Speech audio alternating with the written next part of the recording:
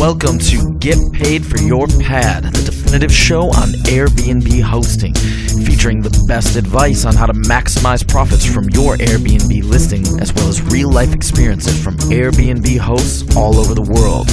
Welcome. We are your hosts, Huzefa and Jasper Rivers. Get paid for your pad. Get paid for your pad. Get paid for your pad. Get paid for your pad. Get paid for your pad. Get paid for your pad. Hey everybody, welcome to another episode of Get Paid for Your Pad. Today I have a very interesting guest. He is nobody else but the co-author of our book and also the co-host of this podcast. You might have heard about him. His name is Huzefa. Hey, what's up? Well, it's a pleasure to be a guest on the show for once. So I finally managed to convince Huzefa to start listing his own apartment and his rooms in Los Angeles. So Huzefa, tell us about your listing. Well, so it's interesting. Obviously, I've been a part of this book, and Jasper had the expertise, but he brought me on more for my love of writing. But of course, I've learned so much about Airbnb over the last year that I've been wanting to have my own listing. I mean, I was actually thinking about, and still am thinking about, investing in some property in Detroit, where I'm from, and eventually doing that. But it finally dawned upon me, wait a minute, I'm out of town fairly frequently. Why don't I take what I already have, which is my current listing in Los Angeles, and rent that out when I'm away? And so that's kind of what the motivation was. And I had all these tools and I had all this know-how about how to do it. So I finally did it. My listing in Los Angeles is basically, I have a 2-bedroom apartment and I live with one of my best friends from law school. And he's done Airbnb as well before out in New York City. So we just talked about it. He was completely on board. And what was coming up were Christmas and New Year's. So the Christmas and New Year's holiday, I was planning to head back to Detroit. So we finally said, all right, let's do it. And we set out to kind of prepare the place, get the photos and put it up, just like we've been helping everybody else do along the way. And it was a terrific experience. So give us a little bit more specifics about your place. Okay, so it's 2 bedrooms, 2 bathrooms, very comfortable, and a nice little kitchen area. It's in an amazing area of Los Angeles. It's in West Hollywood, but it's right kitty corner, essentially, to downtown Beverly Hills, which, of course, is a bougie area. It's an area that everybody wants to see and everybody hears about when they watch things about Los Angeles. So it's very nicely situated. It's also close to a bunch of nightlife spots, fantastic restaurants. And really, I wanted to have the main selling point be the location, because that's what it is. What it comes down to is our apartment itself. It's not a luxury apartment, but it's a nice, comfortable place where you can come visit and really get a chance to explore the city. So you recently started. This is just like a month ago. You mentioned your roommate. He was totally on board from the get-go, yeah? You didn't have to convince him? Not at all. The funny thing, he actually, when I brought it up to him, he said that I was right about to bring the same thing up to you. He had the same idea because we were both going to be gone for about 2 weeks or about 10 days. And he was, let's do it, 100%, no holds bar. That's awesome. And well, how did you start? Like, what were the first things that you do? Obviously, you need to prepare your house. You know, like you guys live here together. You have a lot of personal stuff. You probably had to make some adjustments, maybe buy some items, or how was that? Sure. Of course, the most critical part of the listing are the pictures, and we knew that right from the get-go. But it was kind of short notice. We didn't have a lot of time before we would leave. I think we started preparing about a week before. We were about to go out of town, maybe 10 days. So we knew, of course, we wanted the professional photos, but we just simply didn't have time. We put in a request, and I'm going to get to the photographer later because that was a bit of a disaster. But we put in a request, and we kind of got a flaky response. So I said, all right, well, I'm going to have to take the photos. So before I could take the photos, I had to prepare the house like crazy. So we spent a lot of time cleaning, getting everything all set up, moving, putting things away, etc. And then I just took my tripod and my camera and I went around and did the best I could. My photos are definitely subpar. I'm not a photographer, but they did the job. They presented a well-rounded picture of the apartment. Now, after we did that, I really wanted to make sure that it was absolutely spotless. I mean, it's kind of like we tell everybody, right? Cleanliness is one of the most important aspects of listing. So before we hired a professional cleaner, I went through and just kind of, it was an amazing experience because it forced me to go through everything in my place and be like, wait a minute, do I need a lot of this extra stuff that's taking up space unnecessarily? I was able to clear out a lot of clothes that I don't use anymore and donate those, which was fantastic. I just went through and reorganized everything, vacuumed everything top to bottom, wiped down everything top to bottom, and just set up in amazingly like a much better living situation. So it was a fantastic benefit, and it was just something that I should have done a long time ago. In addition to doing that, I wanted to make it very easy to find your way around. So, for example, when somebody's in the kitchen, I know that they might be wondering where are the utensils, where are the other cooking items, things like that. We didn't have time to make a guidebook. So what I did instead is I took some labels and I labeled particular drawers. Hey, this is where you can find kitchen utensils. This is where you can find pots and pans. I put a big sign up on one of our back mirrors in the main room with the Wi-Fi code. So if anybody had any questions, it's one of the first things that they see. Now I live here, so I didn't have a drawer that I could give them full access to. So instead what I did was, again, after I cleared out a lot of my clothes, I had much more room. So I cleared a section of my closet with hangers where they could hang their stuff. I also cleared out 2 of my top drawers. On those drawers, I labeled them guest drawer number 1, guest drawer number 2. So they could kind of understand, hey, okay, for the time that I'm here, I can use, this is the space that's at my disposal. That's a really good idea. Because that way it's really clear to the guests like what spaces they can use, and they don't have to think about it. They don't have to go around your apartment and find a place where they can put their stuff. It's just immediately obvious what they can use, and so that's a good idea. And I also really like the little place that you have for the keys. Oh, that's right. I can't take credit for that. That was my roommate's idea. He has a little sort of container that we labeled keys, and we put the keys in there. And we asked them at the end of their stay to simply lock the bottom lock and drop the keys inside the apartment. Now, let me talk a little bit about the keys, because that was an interesting experience as well. In the book, we recommend that you get 5 sets of keys. So, of course, I took that advice because we don't have an electronic locking system set up here. So we went and made 5 copies of the keys. Now, I highly recommend you test the keys when you make them, because we found out that 2 of the pairs didn't work. Luckily, we found out the day before, so we still had some time to get new copies. And then we gave 2 pairs to the tenants. I gave 1 to a friend of ours in case of emergency. I gave 1 to our cleaning person, who was basically handling the check-ins and check-outs. So she was our real point person. The other person was the backup. And then, of course, me and my roommate, we still had our keys. Actually, so if you count those, we technically had 6, but that's because I have a roommate. So we still had our keys that we took back with us. So there was we had a lot of backups in place in the event of some sort of an emergency or a mishap.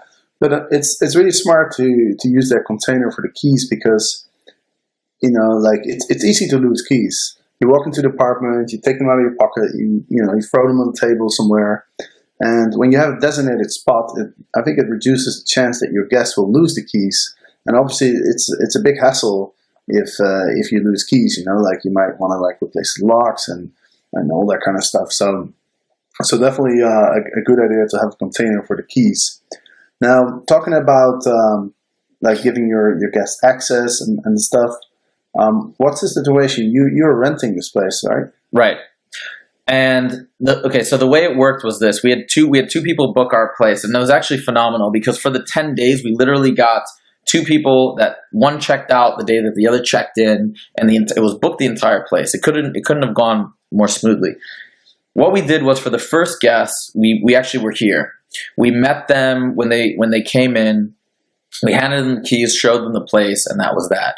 For the second one, once these people checked out, the cleaning person came, cleaned everything, and I just said, we'll just continue to pay you to essentially wait, which wasn't that bad. She had charged a very, very reasonable rate, $17 an hour, which was awesome. So we just said, just hang out at her place until they come, and you just tell us how long you're there, and once they check in, and boom. She ended up having to wait quite a while because our guests arrived late, and I think we paid her $85 or $90. But if you think about it, that encapsulates the cleaning fee. as well, which I think normally is about $50 or $60. So it wasn't a bad deal. She brought them in, showed them around, and it worked quite smoothly. So did you tell your landlord that you were going to list? I did not. We talked about that. That was initially my preference because I actually know the landlord and he's a great guy.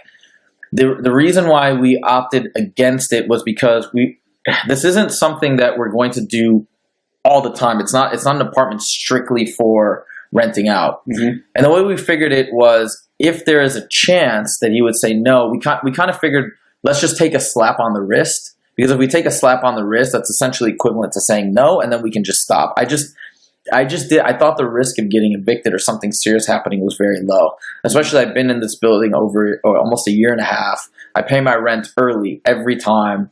I know the guy. So that was kind of my analysis. Otherwise, I usually like to have full disclosure, especially if I was renting a place specifically for putting it on Airbnb, but I just thought it didn't make sense. Right. And did you tell the neighbors? We did not tell the neighbors either. Thought about that as well. And we went against it again because of the fact that, and I know the neighbors, at least to one side, I know them pretty well. I don't think they'd have an issue with it, but we just said, let's just keep it under the radar for now. If this becomes a very regular, frequent thing, fine.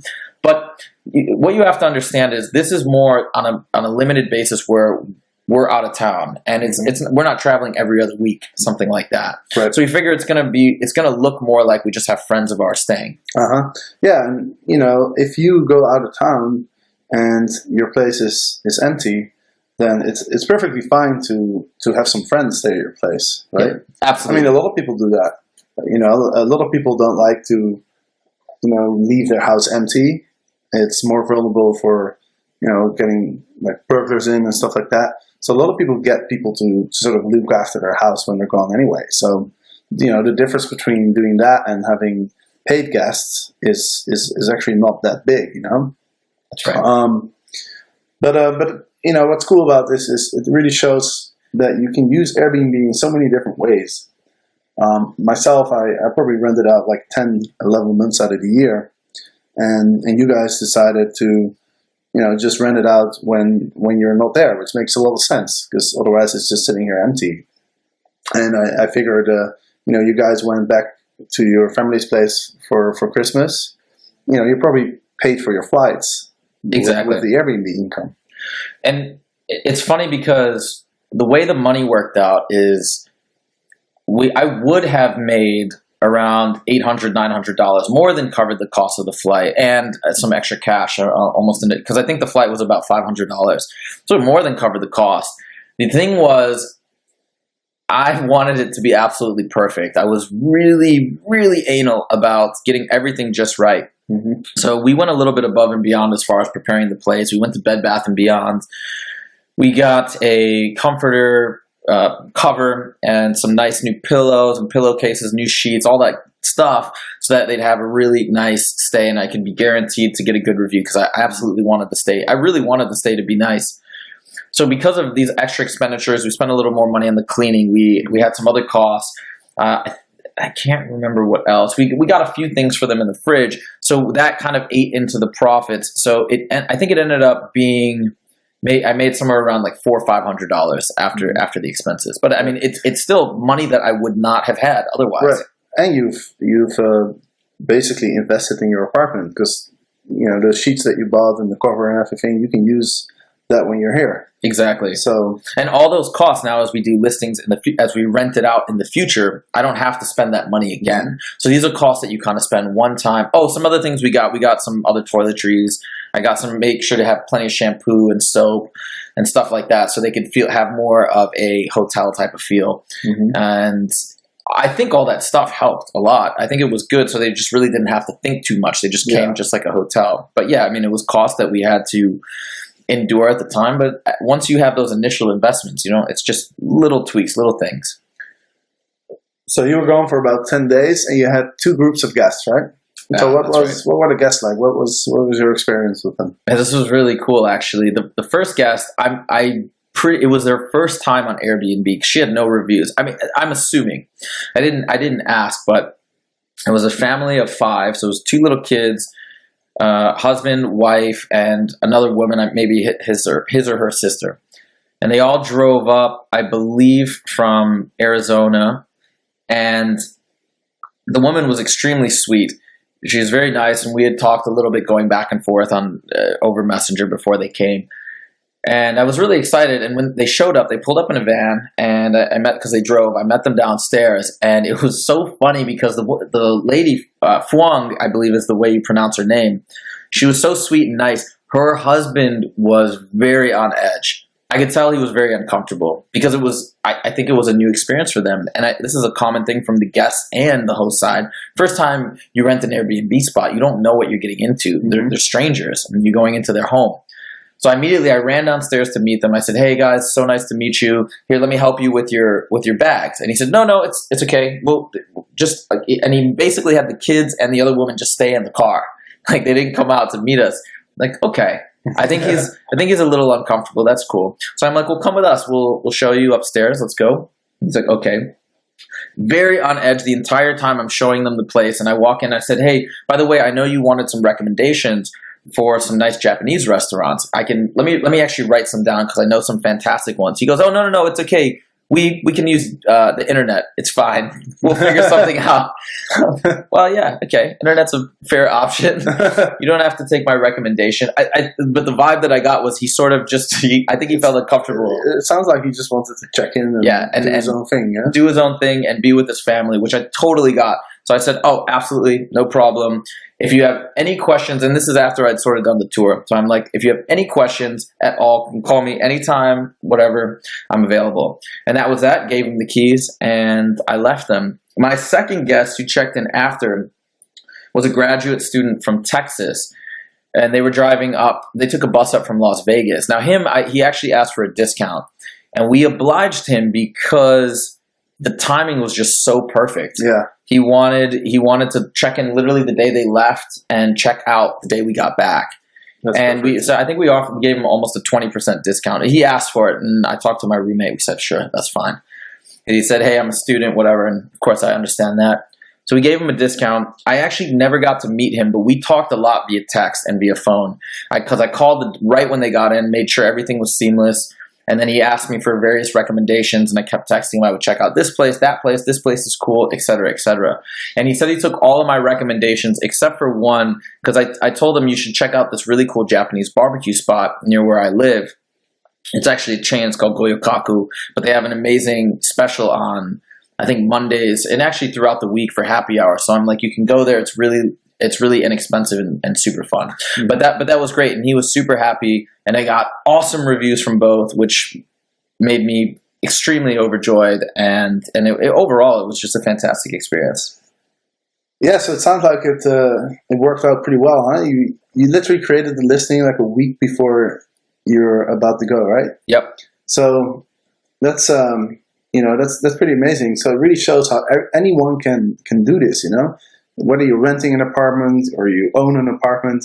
Even if you go on a holiday, even if you start a week in advance, like, you could be fully booked and just recoup like most of the cost of your holidays. It's awesome, huh? There's a great chance to do that. I mean, you just have to price accordingly. We cut the price substantially. I think we charged $119 a night, and most comparable places in LA were $150 or $200. Yeah.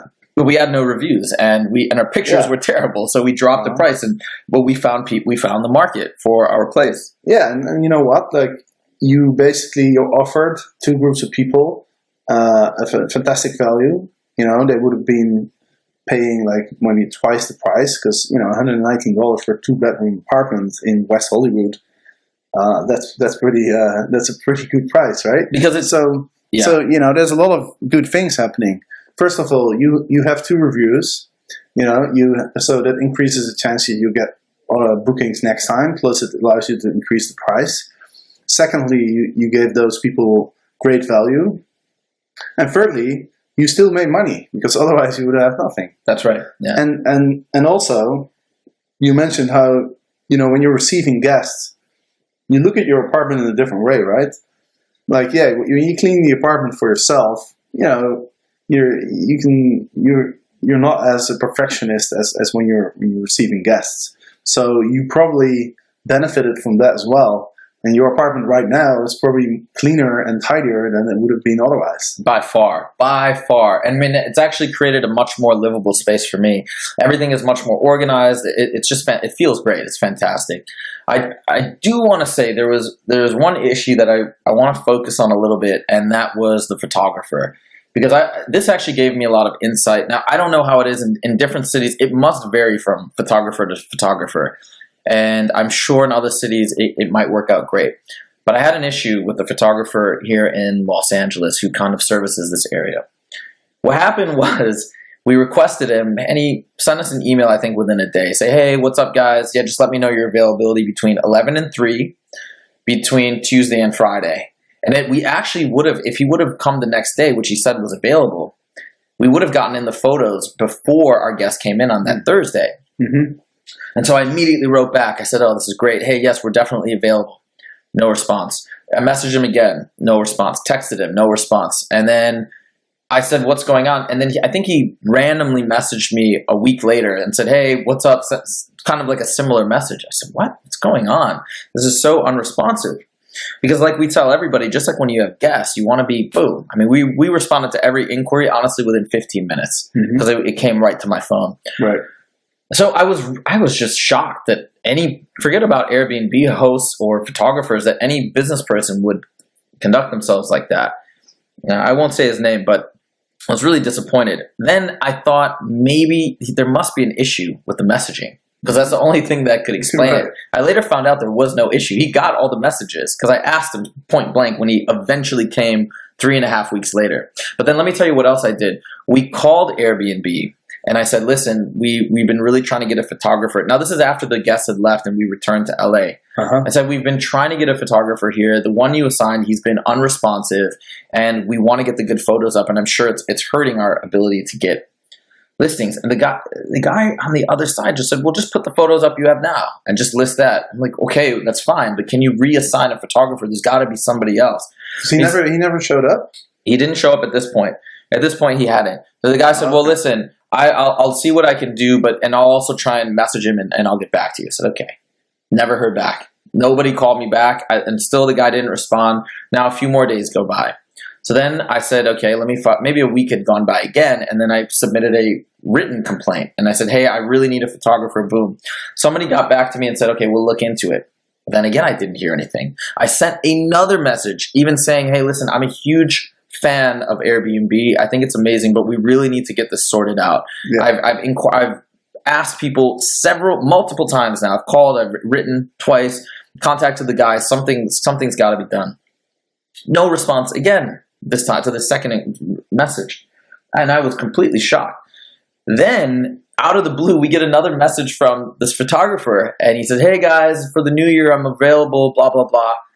I was like, this is just crazy. I can't believe he's continuing to send this out. I'm going to try one more time. So I messaged him. I texted him twice. No response. I said, hey, and then the second text, I said, this is kind of getting crazy. You got to respond. And then finally, I messaged him one more time. And then as if nothing had happened, he just said, hey, yeah, okay, I'm available this day. Does that work? I said, okay, yeah. We'll see if he actually comes. He actually did show up. So this is almost a month after the initial request. Finally shows up. I asked him point blank when he comes in. He goes, oh, yeah, no, it got them, but sometimes they're a little iffy. Basically, he was just completely ignoring them for whatever reason. Did finally photograph the place. Still waiting on the photos, but I think they'll be here in another week, supposedly. So that was my issue. That was my gripe. And I think it's great, though, that I had that experience, because I still think Airbnb is amazing, but it showed me a side where they can definitely improve. And that's twofold. It's maybe with having some accountability for the photographers, and number two, improving the customer service. I mean, because I just was a little shocked that it kind of went that way with such a popular, massive company. Now, I'd love to hear from you guys to see if anybody else has had similar experiences, because I know other people have had great experiences with the photographers. Yep. They've been great. So maybe other Los Angeles folks can message us, or other cities, and just tell us what your experience was like, because for me it was eye-opening and a bit shocking. Okay, so now you're going to get your pictures soon. Are you planning to rent the place out anytime soon? Are you going to do this every time you you go somewhere else, or what's the plan? We're definitely going to do it when we go elsewhere, when kind of either of us go out of town. So here's the tentative plan going forward. My buddy's going to be out of town for a month. I'm going to be here. He plans to rent out his room. During that time, I'm going to manage it. I'll check people in. We'll rent it out maybe $60-$70 a night. Still relatively cheap, so that we can continue to boost our ratings. And we've agreed on splitting it because I'm going to basically be managing everything and he'll be away and he's paying the rent. So I think that's a fair agreement. Yeah. And we've also kind of decided on this cool little thing because he's one of my best friends, my roommate, and we like to go to Vegas sometimes. So we thought, hey, if there's a weekend where we just kind of feel like maybe we could potentially take a trip, but we don't have to, just go to Vegas or do something fun. We thought we'll throw up the listing and then we'll make it so that whatever money we get in, we budget the trip just based on that money. We've already figured it out. It would be so easy to do, especially going to Vegas and driving, stuff like that. And we haven't done it yet. As soon as I do it, and because we almost had somebody rent out our spot, and we were going to go to Vegas, but it fell through at the last minute. They chose to go with another listing. But as soon as I do that, I'm actually going to keep track of literally everything, all of our expenses, how much money we got in, and show you that it's possible to take just a random trip by using your Airbnb listing. And then in addition, I'll probably be out of town for a period this summer, rent out my space, etc. Yeah, I really like this idea that you have. You just put up your listing for the weekend. If someone books it, you just bounce to Vegas, and if not, you just stay here. Right, and that's an awesome idea. And just to clarify, our place isn't up all the time. So our place is actually, all calendar dates are blotted out as unavailable until we decide for a particular weekend or time frame. Then we go in and we say, okay, now it's available for these particular calendar dates, which is something that you can do. Right. Because it just makes more sense if we're living here and we don't know exactly what the plan is. Great, man. Well, I'm happy that you joined the Airbnb Club. Yeah, I'm happy too because I've literally been wanting to do it. I felt like I've written this book and been part of all this stuff, and I'm not actually part of the club, and it drove me crazy. And it's honest. I'm very proud of the fact that I've finally been able to figure out a way to do it, even though I don't have a situation where I can do it regularly, but I found a way to do it and to now sort of build it into something that I can do on a somewhat regular basis. Awesome. So is there anything else you want to share with the listeners before we finalize this episode? I'm just going to echo the sentiments of so many of our other guests that please just do it. Just get out there and try it if you're having an inkling of desire to actually put your place up. Just do what I did. If you're like me, you're going to be extremely nervous about it. Not from the sense of maybe what's going to happen, because I've talked to enough people to know it was going to be fine. But I was extremely anxious just because I was afraid that there's going to be things that they weren't going to like. That there was going to be complaints. And I'm kind of a perfectionist in that sense, and I wanted the experiences to be very flawless. So there was some anxiety for the first one, which was hilarious. But after that, she told me it was great and gave me that great review.